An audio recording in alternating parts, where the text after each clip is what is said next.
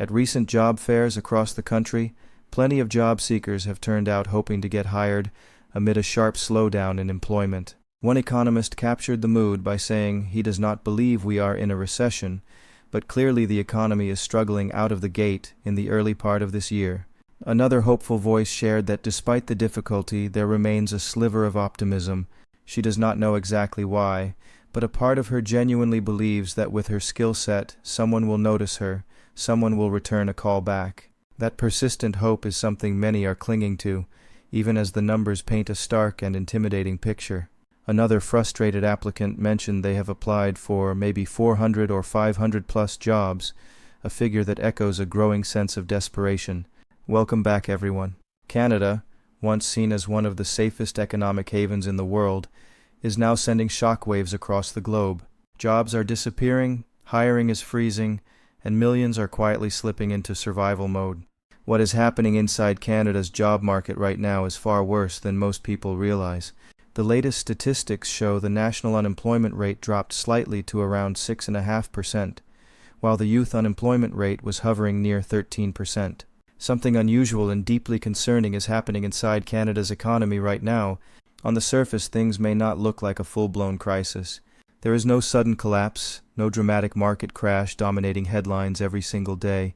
But underneath a calm exterior, the foundation of the job market is quietly weakening, and the effects are beginning to show. For years, Canada built its reputation as one of the most stable and opportunity-rich economies in the world. Whether it is a summer gig or something full-time with benefits, employment seekers are facing one of the most competitive markets in recent memory, where for every 3 candidates, there's only one job. People from across the globe moved there with the belief that hard work would lead to a better life. Strong employment, rising wages, and a reliable social system made that belief feel real. But today, that promise is being tested in ways many people did not expect. The issue is not just about unemployment, it is about the type of unemployment, and more importantly, the lack of opportunity. What we are witnessing right now is not a sudden wave of layoffs, but something slower and more dangerous. A hiring freeze is spreading across multiple industries. One job seeker at a fair highlighted how she has the skills to compete. She has experience in administration and program coordination, along with some background in project management. She is looking for a job that aligns with that experience, but companies are becoming cautious. Instead of expanding, they are holding back. Instead of recruiting, they are waiting. And when businesses stop hiring, the entire system begins to stall. People who lose jobs do not get replaced quickly. New graduates struggle to enter the workforce, and those already searching remain stuck in limbo for longer periods of time. This creates a ripple effect. The longer someone stays unemployed, the harder it becomes to re-enter the workforce. These university graduates will have to deal with one of the worst job markets in years. One recent graduate described the economy as simply hard and bleak. When asked if they had tried looking for a job, the answer was a blunt confirmation that essentially everyone they knew who graduated was unemployed. Skills begin to feel outdated, confidence drops, and financial pressure builds. It is not just an economic issue anymore. It becomes a personal one affecting your mental health, family stability, and long-term life decisions. Here is where the situation becomes even more complicated. Even when jobs are available, many of them are not the kind people were hoping for. Full-time stable employment is slowly being replaced by part-time roles, contract work, or temporary positions. One candidate noted it is disheartening, but at the same time she recognizes it is because of the market and not necessarily a reflection of her own value. Just a few years ago, all anyone could talk about was how hard it was to find workers. Canada was in the middle of a huge labor shortage. Now these new roles may provide short-term income, but they lack the security people need to plan their futures. Imagine working multiple jobs and still feeling uncertain about next month's expenses. Imagine having a degree, skills, and the experience, yet being unable to find a role that matches your qualifications. That is the reality for a growing number of young people. At the same time, the cost of living continues to rise. Housing remains one of the biggest challenges. The housing crisis is taking a toll on residents across the country. There is a huge shortage of housing, and it is no secret that more affordable options are needed, but the type of housing is important, and some cities just are not building enough of what many people need most. Rent prices in major cities have reached levels that many workers simply cannot keep up with. Groceries, transportation, and everyday essentials are all putting additional pressure on household budgets. So now you have a situation where income is unstable but expenses are rising. That gap is where the struggle begins. People start cutting back. They delay big decisions like buying a home, starting a family, or investing in their future. Some move back in with relatives just to reduce their costs.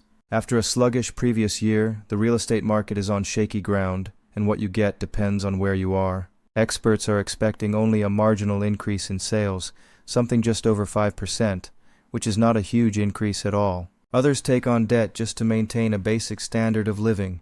Over time, this does not just affect individuals, it slows down the entire economy. Because when people stop spending, businesses earn less. When businesses earn less, they hire less.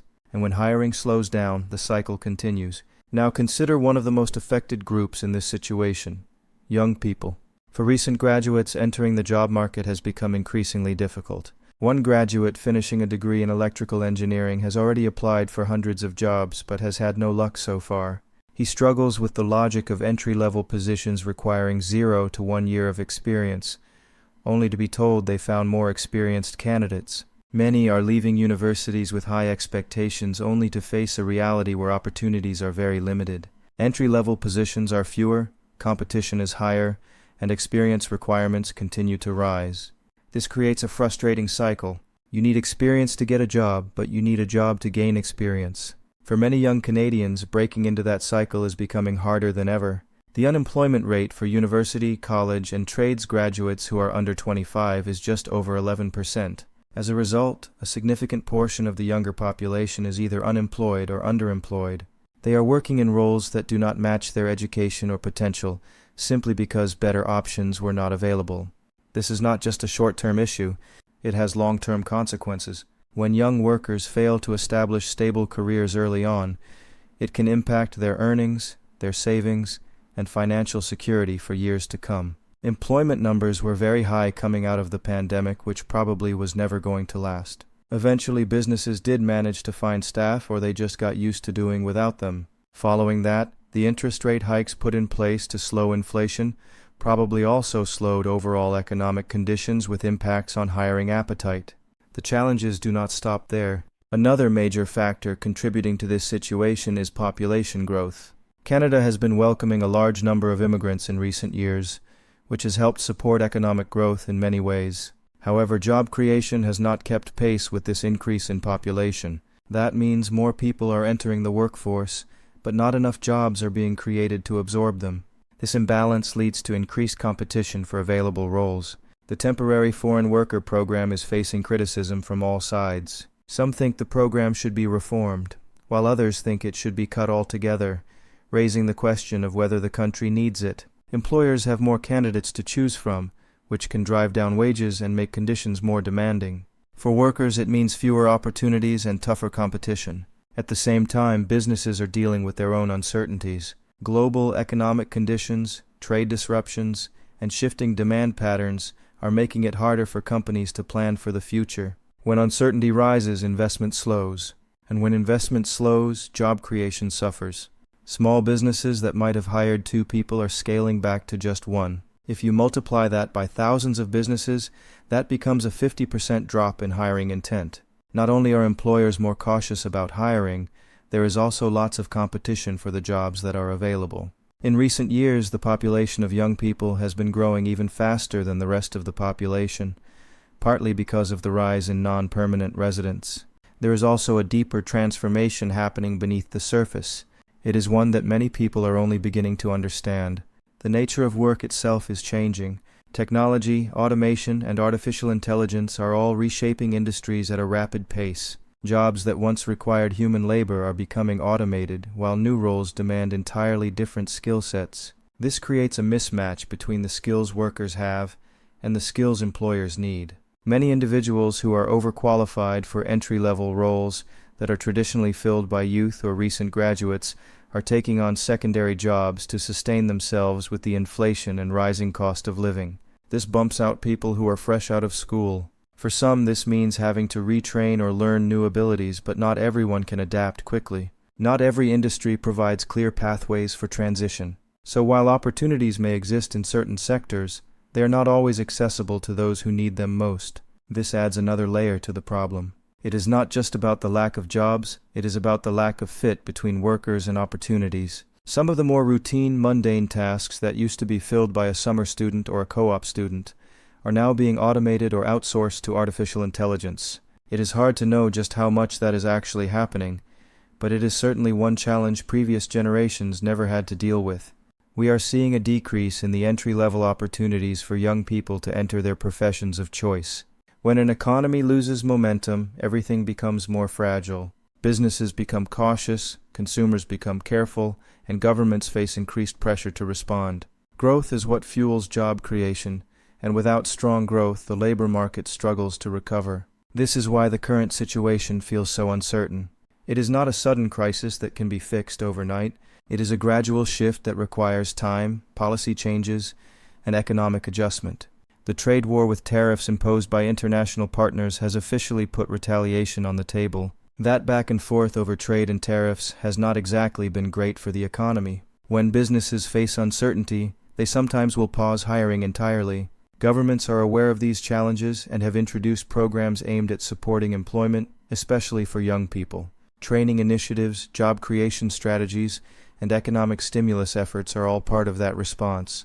But these measures take time to produce results. For many people, time is something they simply do not have. Bills need to be paid right now.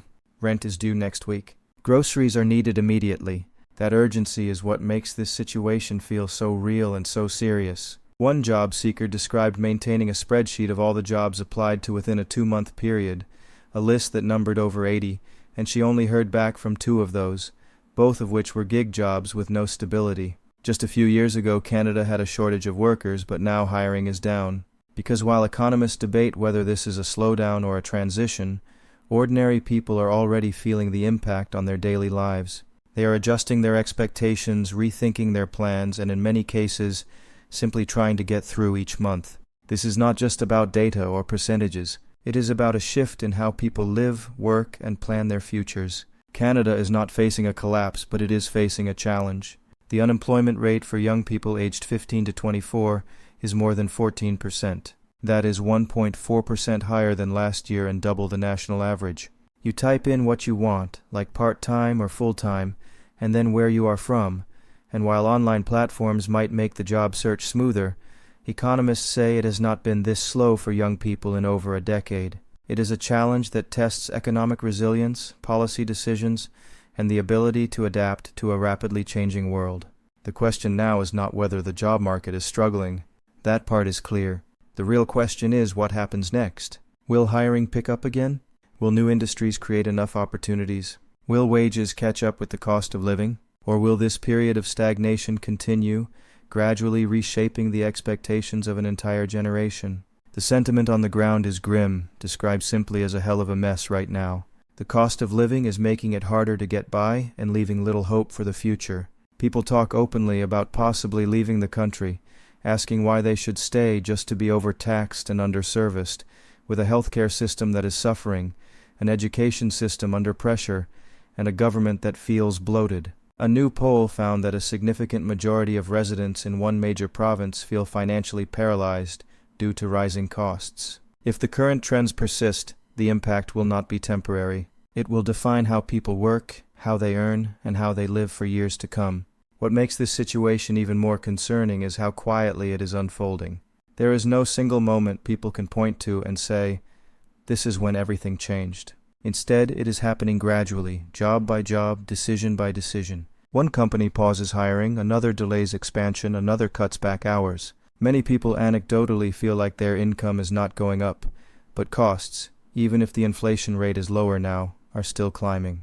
Just under 1/3 of the population in that same province say their finances are in a constant state of chaos. Many long-term residents admit the quality of life has really gone downhill in the last decade, leaving them feeling bad for people every single day, an exhausting and heavy emotional burden to carry. Before anyone fully realizes it, the entire system feels slower. It feels tighter and far less forgiving than it once was.